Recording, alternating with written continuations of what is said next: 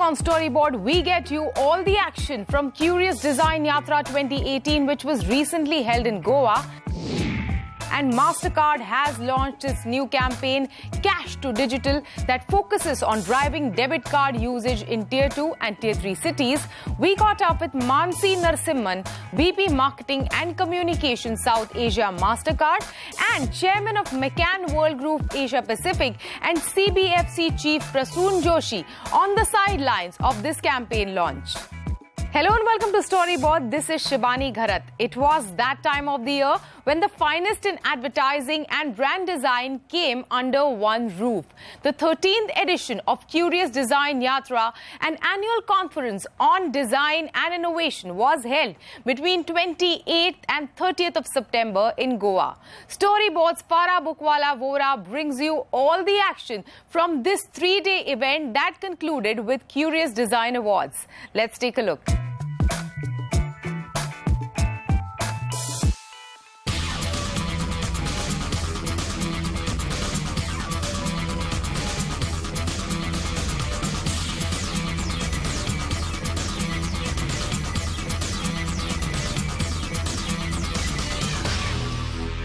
This is the 13th edition of the Kyoorious Designyatra, the annual conference on design and innovation that brings together some of the finest creative minds in the design space from across the world. This three-day conference is being held at the Grand Hyatt in Goa and will see the attendance of over 1,200 delegates and will feature 24 speakers and then offer them an opportunity to engage with each other through workshops, discussions and networking dinners. The theme for this year's Kyoorious Designyatra is Mind the Gap. What is this all about? We're curious to find out.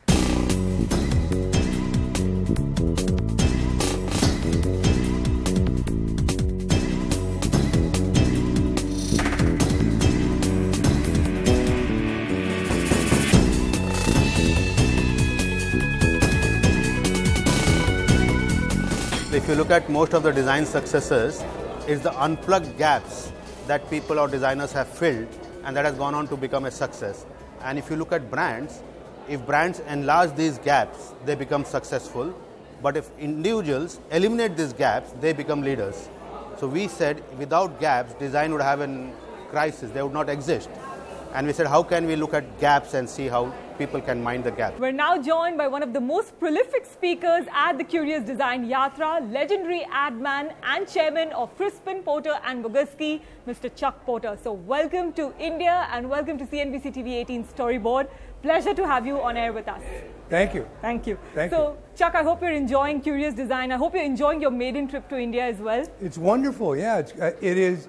It's better than I thought. So what specifically brings you to Kyoorious Design Awards and the Kyoorious Designyatra, in fact, this year? I need to know more about the incredible emerging talent that's coming from places like India. You know, we have an office in Brazil, and the talent that we're finding there is so interesting and so experimental and so exciting.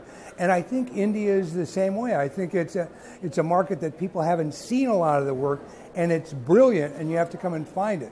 So the main reason I came is because I would love to see the talent that's here. So Chuck, you know, if one has to look at the kind of work that you've been doing over the years, a lot of your work can be classified as bold, disruptive, and as somebody said, counterintuitive. I wanted to understand, when you start working on a campaign with a brand, and usually you work with brands that seem to be in trouble, how do you get clients to agree to do an advertisement, to do a campaign that may seem to be counterintuitive as first, like we've seen in the case of Domino's, where you actually got the management to accept through their video that their pizzas weren't as good as they imagined it to be? I think the most important thing to remember is that most marketing that goes out there is not welcome. And it's, you know, and I talked about some research in my presentation. People mostly don't like it. They think it's repetitive and annoying and irrelevant, and they want it to go away. So the first thing you have to do is get something that people are interested in. You know, until you engage people, you're just throwing your money away. And I think, by and large, there are two tactics, I think, for engagement. One is giving people information they want. and the other is entertainment. People like to be entertained. Chuck, I also want to understand, you spoke about the need to bridge the gap between popular culture and advertising. And one part of popular culture today is politics. In the US, given the huge dichotomy that we're seeing amongst how people feel about the Trump administration, are you seeing brands being able to adequately represent popular culture and politics and what's happening around them in their advertising? I think that's a really interesting question. And last June in Cannes, I did a presentation with a couple of people about what do marketers do in a climate like this where things are so polarized. And it's not just in the US, it's in Europe as well. If you look at Brexit, you know, there's a lot of polarization there. And so what is a marketer to do? Is it better to take sides? Is it better to stay in the middle? And I think every marketer has to decide that. I don't know if you know the new Nike campaign in the US. Very controversial. Nobody knows really yet how that's going to end up. You know, President Trump hates it. Other people love it. Broadly speaking, I think the smartest thing for most marketers to do is to try and find common ground. We're doing a campaign right now for Domino's, and what it's about is helping people in cities all around America get their streets paved. And it's about, if you're coming home with a Domino's pizza and you hit a pothole and the pizza falls over, that's terrible. So we're actually paving streets. It's something everyone loves. It's something, whether you're on this side or that side, you're like, this is great. I think social consciousness is important, but I think if you can find an issue that can bring people together rather than continue to separate them, that's a good place. And you also talked about bridging the gap between art and science. How can one, in the advertising and marketing and design space, look at bridging the gap between art and design to, in fact, create something which is visually stimulating? The course that we're following is we're using science, research, and analytics and algorithms much more than we ever used to, because there's such great new technology out there to measure how people actually behave and what people actually think. And we use that, and we test our work based on that. So I think that science is a very important part of any advertising campaign. But science, so far, can't make work. Science can say, people love this, people don't love this. It can't make the work. That's where the art comes in. Staying on the subject of science, I'm very curious to understand what is your view as an ad maker on the subject of artificial intelligence. Do you believe that artificial intelligence is likely to rewrite the script, as many in the business circles point out, and especially as someone in the creative field? It is already. You know, artificial intelligence is already doing that. I went up to, it was interesting, I went to the IBM Watson, sort of healthcare center in Boston, and we had a sort of a presentation on what artificial intelligence can do in the medical field, specifically in terms of cancer, and it's amazing. And they can predict and prescribe better than any doctor ever could, because they read everything that's up online every day. That's what Watson does. So in that field, it will do amazing things. I think in every field, it will do amazing things. When artificial intelligence can write a song as good as Hey Jude, then we've all got to start worrying. But it can't do it yet. As somebody who has been in the advertising industry over the years, you have seen how social media has changed the narrative for the advertising and communication industry. I'm curious to understand today at Crispin Porter, how are you deploying social media and the digital space to create campaigns which are powerful, which are stimulating, which are riveting? And at the same time, what do you believe are the biggest challenges as far as using social media or using digital as a platform to create campaigns is concerned?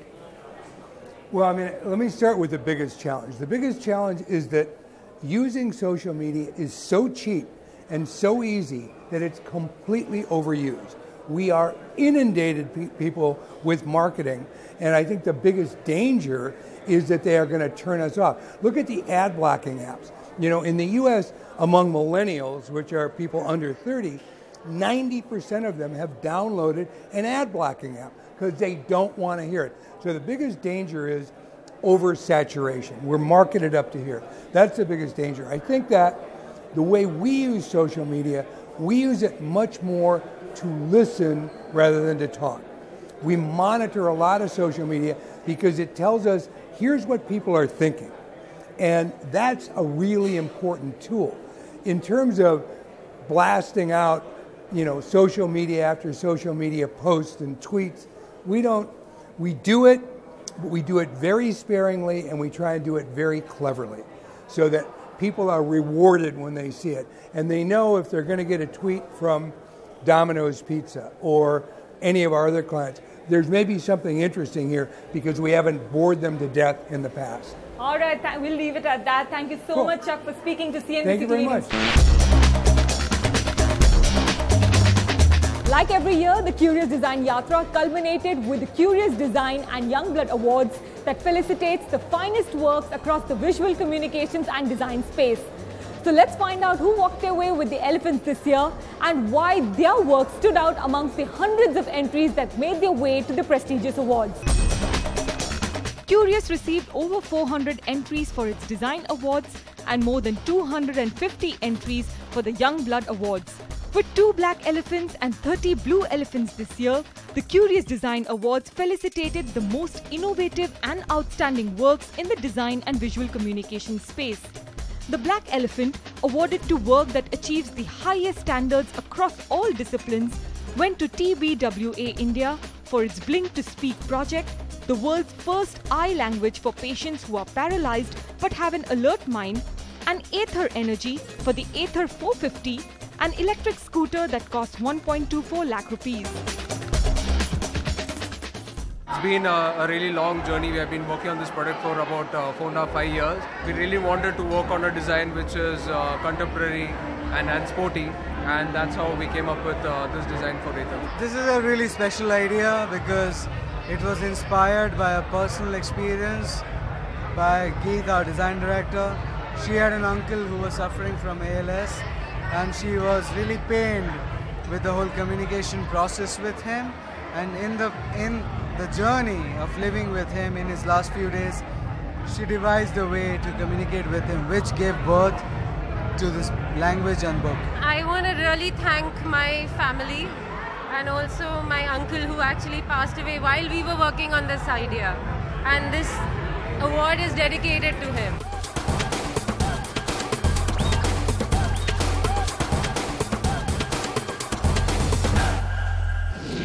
It is time for us to take a short break. On the other side of this break, we have the new campaign from MasterCard. And we also catch up with Mansi Narasimhan, VP Marketing and Communications South Asia MasterCard, and the chairman of McCann World Group Asia Pacific and CBFC Chief Prasoon Joshi. You don't go anywhere. We'll be right back.